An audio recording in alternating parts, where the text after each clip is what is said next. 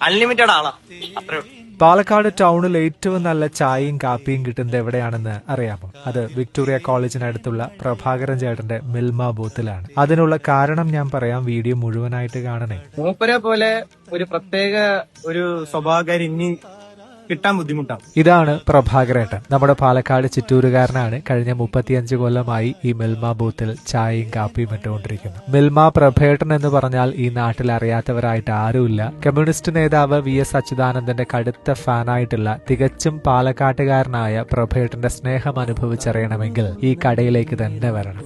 ഒരു അറിയാത്ത ഒരാള് ഇവിടെ വന്നിട്ട് ചായ കുടിച്ചാൽ ഏട്ടാ പീസ് ഇല്ല എന്ന് പറഞ്ഞാൽ ശരി കുഴപ്പമില്ല, അടുത്ത പ്രാവശ്യം തന്നാ എന്ന് പറഞ്ഞുള്ള ആ ഒരു സ്നേഹം ഉണ്ടല്ലോ. കോളേജിലെയും സ്കൂളിലെയും പിള്ളേർക്ക് വേണ്ടി ഇപ്പോഴും 5 രൂപയ്ക്കാണ് പ്രഭേട്ടൻ ഇവിടെ ജീരക സോഡ വിൽക്കുന്നത്.